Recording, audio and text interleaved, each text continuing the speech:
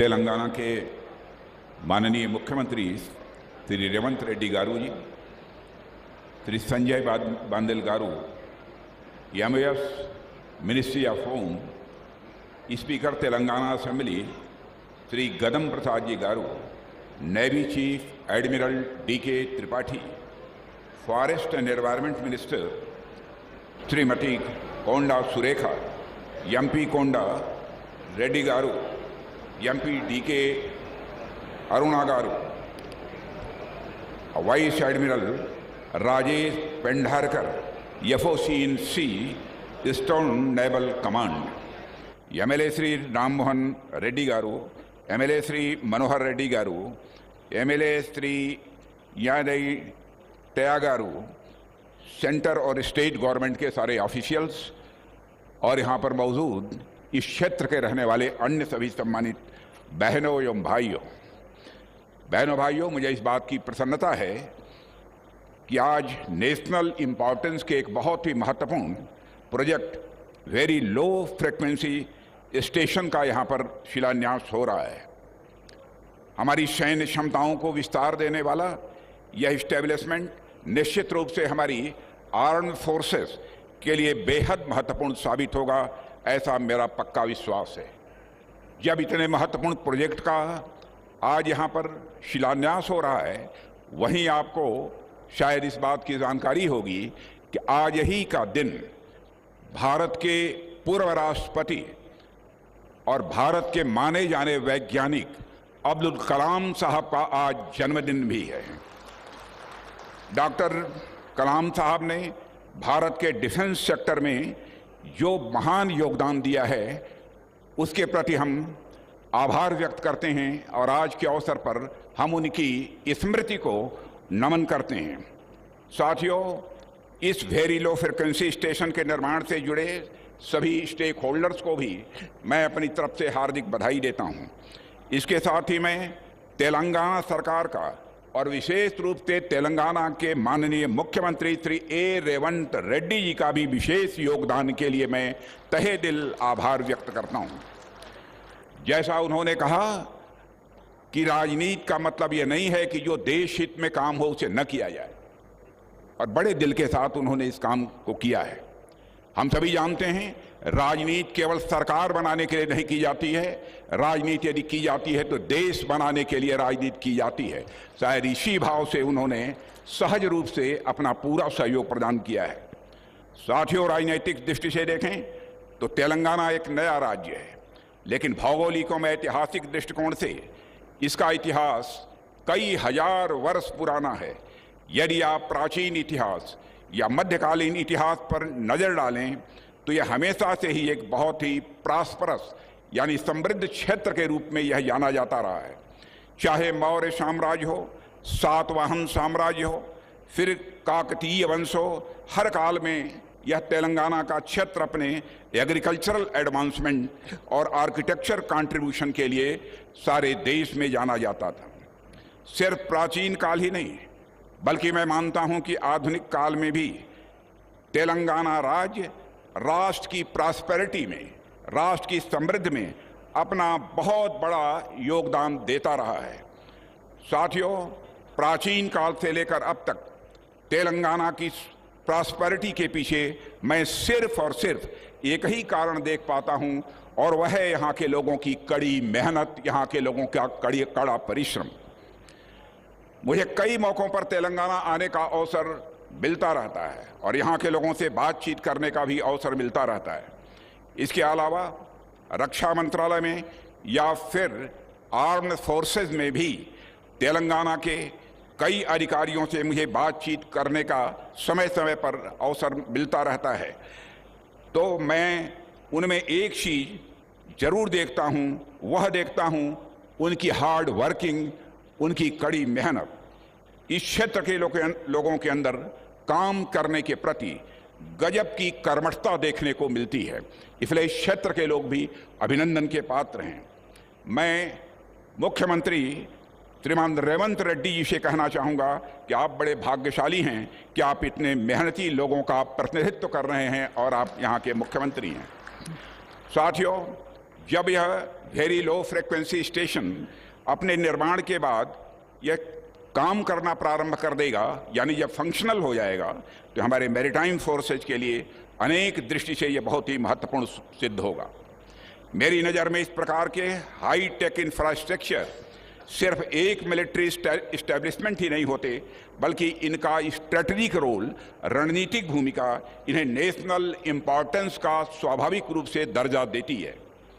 दुनिया के अनेक रक्षा विशेषज्ञों का यह मानना है कि जिस तरीके से वारफेयर के तरीके डायनेमिक हो रहे हैं, ऐसी परिस्थितियों में मैन एंड मशीन यानी मनुष्य और मशीन के बीच इफेक्टिव कोऑर्डिनेशन, प्रभावी समन्वय का यह होना यह अति आवश्यक होता जा रहा है। चाहे वह साधारण परिस्थिति हो या फिर असाधारण परिस्थिति, हर स्थिति में किसी भी कमांड सेंटर का उससे जुड़े हुए सभी लोगों के बीच इंफॉर्मेशन के सीमलेस फ्लो का यह होना बहुत जरूरी है।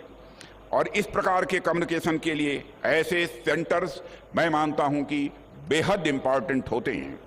साथियों, एक स्ट्रांग मिलिट्री कम्युनिकेशन सिस्टम कई कारणों से यह महत्वपूर्ण होता है।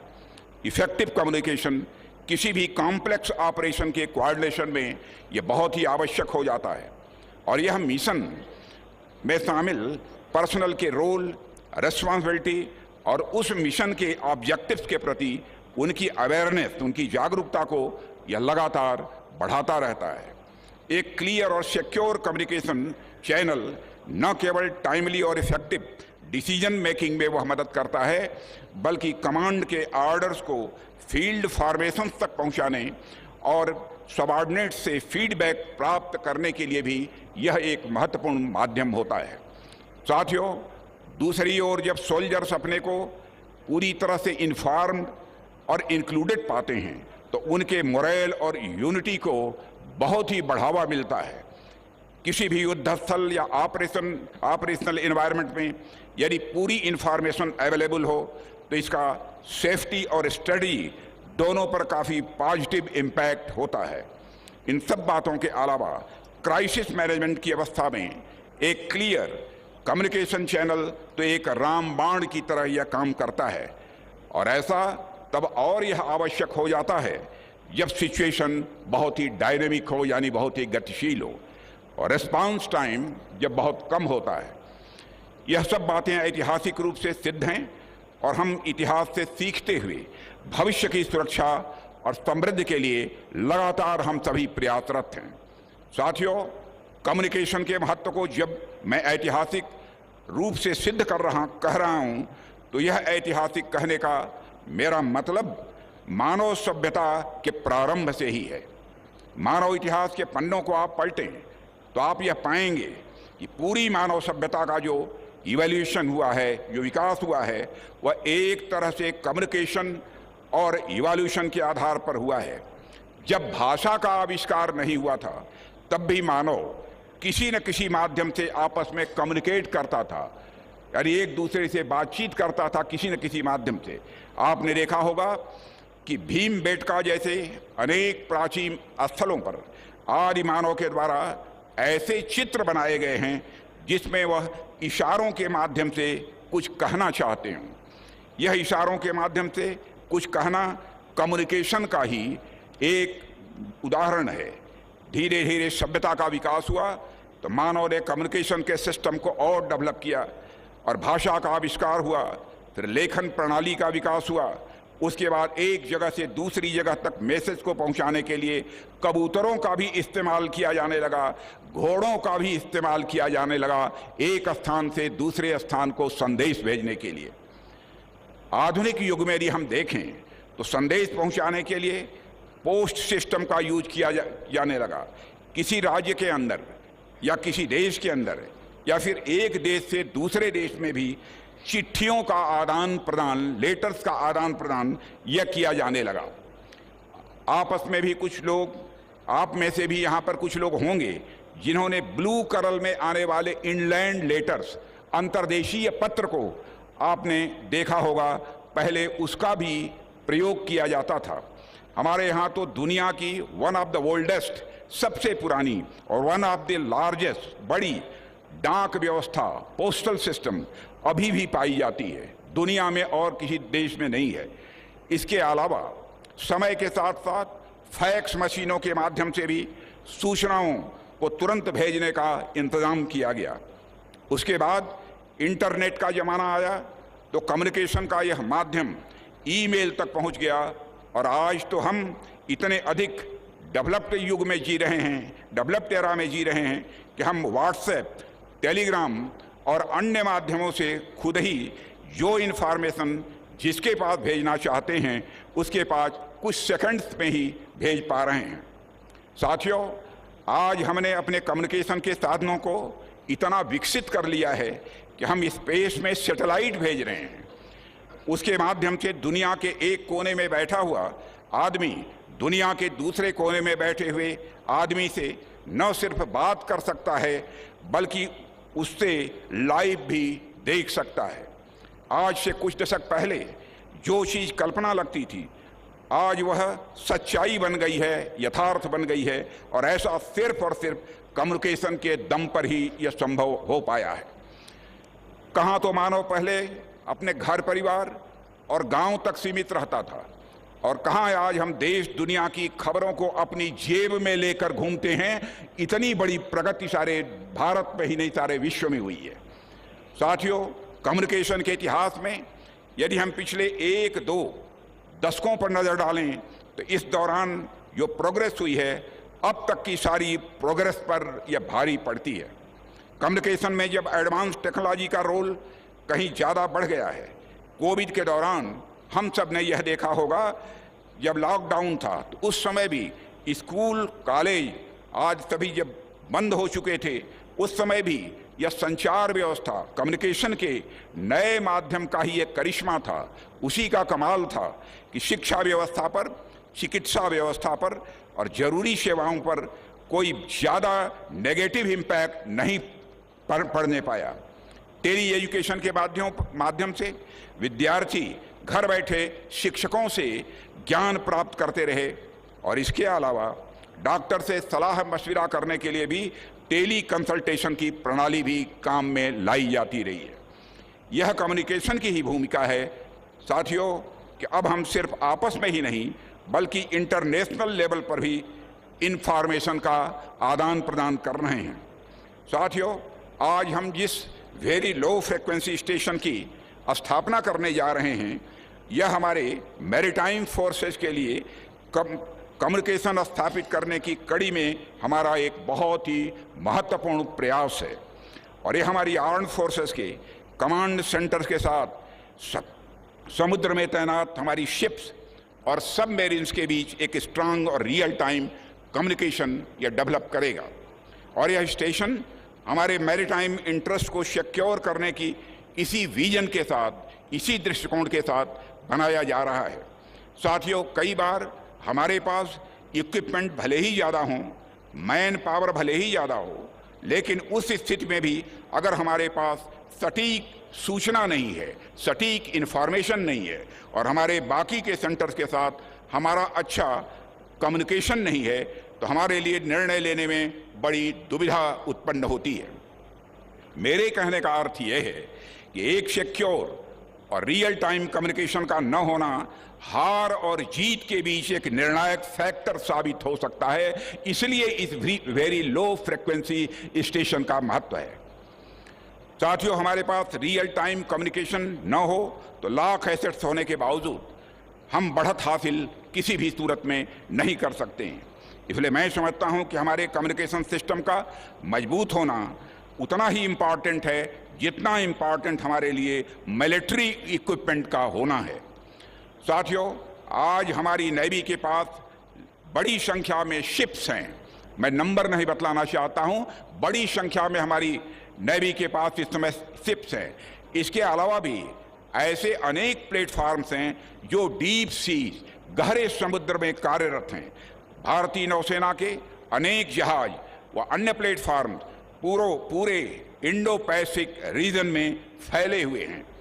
भारत और हमारी नौसेना का स्फीयर ऑफ इंटरेस्ट पूरे इंडो पैसिफिक रीजन में ईस्ट से मलक्का स्ट्रेट से वेस्ट में गल्फ ऑफ एडन और पर्शियन गल्फ और अफ्रीका के ईस्ट कोस्ट तक फैला हुआ है। हिंद महासागर क्षेत्र में तो हमारी भारतीय नौसेना फर्स्ट रेस्पॉन्डर और नेट सिक्योरिटी पार्टनर के रूप में उभर कर आई है। एक और महत्वपूर्ण बात पिछले कुछ वर्षों से तेजी से देखी जा रही है मेरे साथियों, आज दुनिया के लगभग सभी बड़े देशों का ध्यान मैरीटाइम रिसोर्सेज की ओर जा रहा है। आज कई मिनरल्स, कई रेयर अर्थ इत्यादि जो समुद्र के अंदर पाए जाते हैं, इन मैरीन रिसोर्सेज को प्राप्त करने के लिए दुनिया के बड़े बड़े पावर्स हिंद महासागर क्षेत्र में आने के लिए होड़ लगा रखी है। तो चाहे वह व्यावसायिक दृष्टि से हो या फिर सिक्योरिटी का दृष्टिकोण हो, हर दृष्टि से हमारी नौसेना के लिए यह अत्यंत महत्वपूर्ण हो जाता है कि वह अपने आप को लगातार मजबूत बनाए और इस क्रम में उसके कम्युनिकेशन सिस्टम का मजबूत होना यह और अधिक आवश्यक हो जाता है। साथियों, इतिहास भी इस बात का गवाह है कि जिस भी देश ने दुनिया में अपनी विशेष पहचान बनाई है, जो शक्तिशाली बने हैं, उन्होंने एक समय में समुद्र पर डोमिनेट जरूर किया है और फ्रांसीसियों, पुर्तगालियों और अंग्रेजों ने समुद्र में अपना इफेक्टिव प्रेजेंस इन लोगों ने दर्ज कराई है। इस स्ट्रेटेजिक डोमिनेशन तथा रिसोर्सेज के कंपटीशन में अगर भारत को अपना इंटरेस्ट सिक्योर करना है तो हमारे पास प्लेटफॉर्म्स और इक्विपमेंट्स का यह होना तो जरूरी है ही, परंतु इसके साथ साथ कम्युनिकेशन सिस्टम का भी एक मजबूत होना यह बहुत ही आवश्यक है। इसीलिए यह वेरी लो फ्रिक्वेंसी आज इसका जो यहाँ पर शिलान्यास हुआ है उसका एक महत्व है। एक मजबूत कम्युनिकेशन ही हमें मजबूत डीप सी फोर्स बने रहने में सहायता प्रदान करता है। साथियों, आप लोग में से शायद कुछ अवगत होंगे कि अभी तक भारतीय नौसेना 30 साल से ज़्यादा पुराने INS कट्टा बोमन के माध्यम से ही डीप सी में अपने प्लेटफॉर्म्स के साथ कम्युनिकेशन इस्टेब्लिश करती आ रही है। लेकिन जैसे जैसे टेक्नोलॉजी और आधुनिक होती जा रही है, मॉडर्न होती जा रही है, वैसे वैसे एक नए वेरी लो फ्रिक्वेंसी स्टेशन की ज़रूरत को महसूस किया जाने लगा था।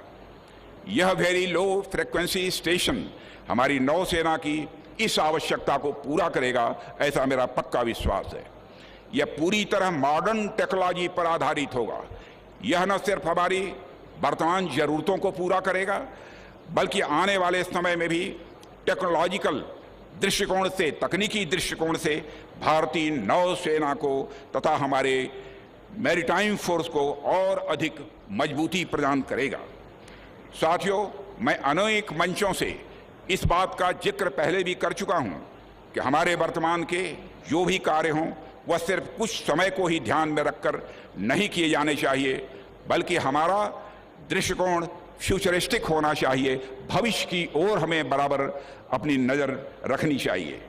सरकार में भले ही 5 साल के लिए सरकारें चुनी जाती हैं, लेकिन सरकारों का दृष्टिकोण सिर्फ 5 वर्ष का नहीं होना चाहिए, बल्कि आने वाले कई दशकों का होना चाहिए। शायद इसी सोच के आधार पर यहाँ के मुख्यमंत्री रेवंत रेड्डी जी ने इस लैंड को प्रोवाइड करने में बहुत महत्वपूर्ण भूमिका निभाई है।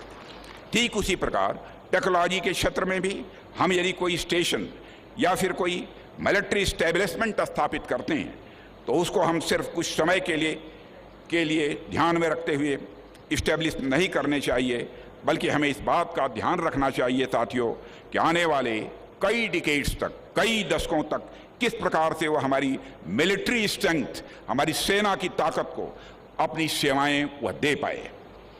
मुझे पूरा विश्वास है कि हमारा यह वेरी लो फ्रिक्वेंसी स्टेशन हमारी उस योजना के अनुसार काम करेगा और आने वाले कई डिकेड्स तक, कई दशकों तक हमें सिक्योर और रियल टाइम कम्युनिकेशन यह प्रदान करेगा। साथियों, सरकार भारतीय नौसेना को लगातार और भी ज़्यादा मजबूत बनाने के लिए पूरी तरह से कमिटेड है तथा उसके लिए जो भी आवश्यक कदम होगा वह उठाने के लिए भी हम सब पूरी तरह से तैयार हैं। हम अपनी नौसेना को लगातार अत्याधुनिक और आत्मनिर्भर बना रहे हैं।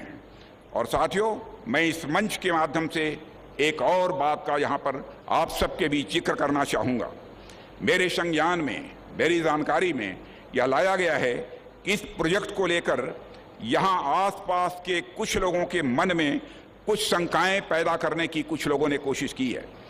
उनके मन में कुछ भ्रांतियां, कुछ कन्फ्यूजन थी तथा इस प्रोजेक्ट के पर्यावरण को लेकर के ऊपर पड़ने वाले प्रभाव को लेकर भी कुछ गलतफहमियां पैदा हुई थी। मैं इस मंच से इन सभी लोगों को आश्वासन देना चाहता हूं कि सरकार खुद पर्यावरण सुरक्षा को लेकर अत्यंत गंभीर है। जहां तक इस प्रोजेक्ट की बात है तो चाहे इसके निर्माण की बात हो या फिर इस प्रोजेक्ट के निर्माण के बाद इसके एग्जीक्यूशन की बात हो, हर क्षेत्र में इन्वायरमेंटल कंडीशंस का पूरा ध्यान रखा गया है। इसकी जानकारी आपको हमारे navy chief admiral DK. Tripathi ने दी है। हमने इस बात का भी ध्यान रखा है कि इस वेरी लो फ्रिक्वेंसी स्टेशन के निर्माण के समय अगर जरूरत हुई तो प्रभावित नागरिकों के पुनर्वास की व्यवस्था भी इंश्योर की जाएगी, लेकिन मैं समझता हूं शायद आवश्यकता इसे न महसूस हो। सस्टेनेबल डेवलपमेंट, सतत विकास, यह हमारी सरकार की सबसे प्रमुख प्राथमिकताओं में से यह एक है और यह बात मैं पूरी जिम्मेदारी से कह रहा हूं। साथियों, आप देखिए कि पिछले 35 वर्षों से INS कट्टाबोमन में जो हमारा कम्युनिकेशन स्टेशन इस समय कार्यरत है, उसने भी वहाँ लोकल इकोसिस्टम पर किसी प्रकार का नेगेटिव इम्पैक्ट नहीं होने दिया है। वहाँ की बायोडाइवर्सिटी और वाइल्ड लाइफ दोनों ही आज सुरक्षित हैं, कोई भी जाकर उसे देख सकता है। न सिर्फ सुरक्षित हैं बल्कि वह फल फूल भी रही हैं। हम इस VLF स्टेशन में और भी नई टेक्नोलॉजी के साथ यह सुनिश्चित कर रहे हैं कि पर्यावरण पर किसी भी प्रकार का एडवर्स इम्पैक्ट न पड़े और आसपास के लोकल पॉपुलेशन के साथ मिलकर इस स्टेशन के डेवलपमेंट और उसके क्रियान्वयन के दिशा में हम आगे बढ़ें। साथियों, इसके साथ ही ये वेरी लो फ्रिक्वेंसी स्टेशन यहाँ की लोकल पॉपुलेशन के लिए भी रोजगार और आर्थिक विकास के नए आयाम खोलेगा, यह भी आपको मैं भरोसा दिलाना चाहता हूँ। इसके निर्माण के दौरान तो यहाँ आसपास के क्षेत्र के जो स्किल्ड यानी कुशल और अनस्किल्ड जो अकुशल हैं को रोजगार तो मिलेगा ही, रोजगार भी मिलेगा, और लेकिन निर्माण के उपरांत जब यह स्टेशन कार्य करने लगेगा उस समय भी यहाँ आसपास के लोगों के लिए रोजगार की, एम्प्लॉयमेंट की पर्याप्त संभावनाएं मौजूद रहेंगी। मैं सभी क्षेत्रवासियों को आश्वस्त करना चाहता हूँ। साथियों, मेरी समझ में यह वेरी लो फ्रिक्वेंसी स्टेशन इस क्षेत्र के लिए सिर्फ रोजगार बढ़ाने का ही नहीं बल्कि ग्रोथ पोल का भी यह काम करेगा। आप सब ने ग्रोथ पोल की थियरी के बारे में कुछ लोगों ने, पढ़े लिखे लोगों ने सुना होगा। ग्रोथ पोल दरअसल एक ऐसा क्षेत्र होता है जो खुद तो विकसित होता ही है लेकिन अपने साथ साथ वह आसपास के क्षेत्रों का भी को विकसित करता है, उसे ग्रोथ पोल कहते हैं। इस क्षेत्र में बन रहा यह वेरी लो फ्रिक्वेंसी स्टेशन उसी ग्रोथ पोल की तरह आसपास के क्षेत्र में भी इकोनॉमिक डेवलपमेंट यानी आर्थिक विकास को और अधिक गति प्रदान करेगा। साथियों, इस प्रोजेक्ट को कल्पना से कागज पर और कागज से जमीन पर उतारना आसान काम नहीं था। इसकी प्लानिंग, इसकी तरह तरह की क्लियरेंसेस, कॉन्ट्रैक्ट्स और अनेक प्रकार के कार्यों में केंद्र सरकार से लेकर राज्य सरकार के लीडर्स और अधिकारियों और यहाँ की जनता का जो मुझे सहयोग प्राप्त हुआ है उसके लिए मैं आप सभी के प्रति आभार व्यक्त करता हूँ। आप सभी को मैं धन्यवाद देता हूँ।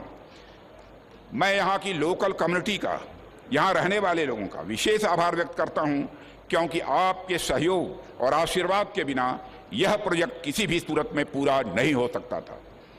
जिस तरह से आप सबका सहयोग रहा है वह यह दिखाता है कि जब राष्ट्र की सुरक्षा की बात आती है, जब देश की संप्रभुता की, सॉवरेंटी की बात आती है, तो उस समय यह देश के सभी लोग तमाम विचारधाराओं, धर्मों व पंथों के ऊपर उठकर राष्ट्र के लिए एकजुट होकर खड़े हो जाते हैं। यह हमारे भारत की विशेषता है।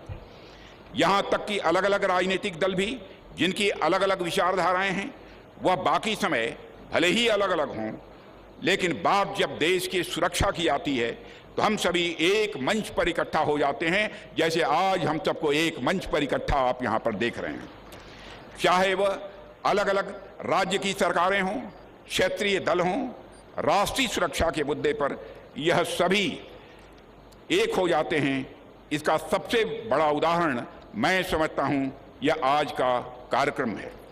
साथियों, अंग्रेजी में एक कहावत है, जो लोग अंग्रेजी पढ़े होंगे उनको जानकारी होगी, a good navy is not a provocation to war but a surety of peace. हमारी इंडियन नेवी भी आप बंगाल समेत पूरे इंडियन ओशन रीजन में शांति की सबसे बड़ी गारंटी है, यह मैं दावे के साथ मैं कह सकता हूं। भारत की मैरीटाइम बाउंड्रीज जिन देशों से लगती है उन्हें यह समझना चाहिए कि मैरीटाइम सिक्योरिटी एक कलेक्टिव इफर्ट, सामूहिक प्रयास है। बाहरी शक्तियों को अपने घर के दरवाजे पर बुलाना और बिठाना उस यूनिटी ऑफ इफर्ट को चोट पहुंचाता है। बे ऑफ बंगाल और इंडियन ओशन रीजन में शांति और व्यवस्था बनाए रखना हम सबकी यह टॉप प्रायोरिटी होनी चाहिए। भारत के इस प्रयास में सभी फ्रेंडली कंट्री के साथ जरूरी है, क्योंकि यदि एक भी देश छूटा तो समझिए हमारा राष्ट्र का सुरक्षा चक्र टूटा। भारत तोड़ने में नहीं बल्कि सबको जोड़ने में विश्वास रखता है, इसलिए हम लोग हर तरीके से सभी हमारी फ्रेंडली कंट्रीज, मित्र पड़ोसी देशों के साथ लेने के लिए हर संभव कदम उठा रहे हैं। साथियों, अंत में मैं इस कार्यक्रम में उपस्थित सभी लोगों को एक बार फिर से इस वेरी लो फ्रीक्वेंसी स्टेशन के शिलान्यास की हार्दिक शुभकामनाएं देता हूं। मैं भारतीय नौसेना और तेलंगाना सरकार को भी इस प्रोजेक्ट की शुरुआत करने की हार्दिक बधाई देता हूं और आभार भी व्यक्त करता हूं। आपने मुझे यहां आमंत्रित किया, अपनी तरफ से कुछ बातें करने का अवसर दिया, इसके लिए भी आप सबको धन्यवाद देते हुए और पुनः इस बड़े प्रोजेक्ट की जो यहाँ शुरुआत हो रही है उसके लिए आपको बधाई देते हुए अपना निवेदन समाप्त करता हूँ। आप सबको बहुत बहुत धन्यवाद। Thank you sir.